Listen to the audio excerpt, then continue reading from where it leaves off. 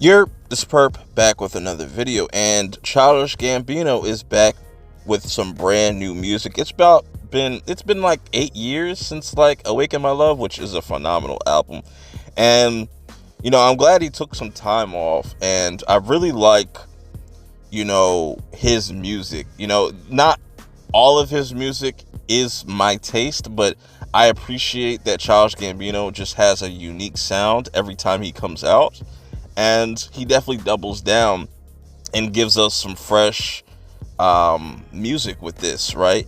We got 17 tracks.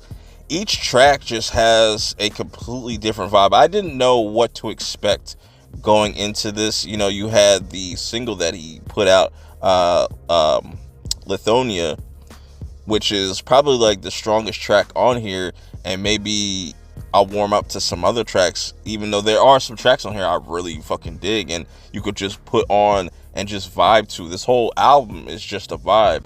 And if Childish Gambino is just not your thing, I can understand. He's an acquired taste. He has a very vast kind of style. There's a lot of rapping on here. There's a lot of singing. There's a lot of interesting features and vocal performances like throughout this whole entire album. I wasn't the biggest fan of this intro, but then once we get to like Survive, Steps, Beaches, those two tracks, fire. Real Love, that's a really nice track. Track 9, he's just spitting. This is like the Childish Gambino that we kind of know. Then we get to things like No Excuses and Cruising, which these are two great back-to-back tracks. No Excuses is just a whole entire vibe. That's like a 7.5 minute track.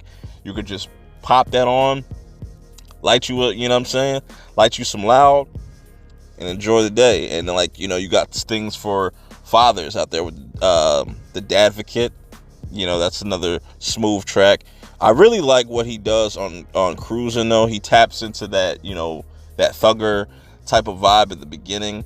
Yeet comes in for like probably 30 seconds. The shortest like Yeet verse I've ever heard, or just, less is more. Less is more. I'm not the hugest fan of Yeet. I don't hate Yeet at all, but, I'd be curious to see how Yeet fans feel about that feature. Overall, I really dug what he was trying to do in this. Like sonically, there's a lot of, even the tracks that I didn't really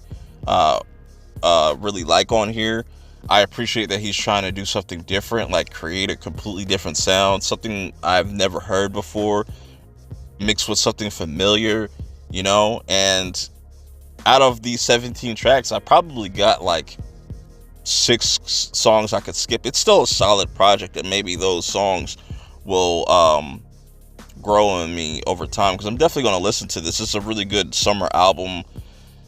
Is it album of the year contender? We're going to have to just wait and see. This is a stacked year for just music, so it's dope that Childish Gambino is out here making new music, and I'm curious to see if he's going to continue down this route, just releasing like projects every year or something like that, or is he going to go on another hiatus and go back into like the TV space? But let me know how you guys feel about this project, Bando, Stone, and the New World.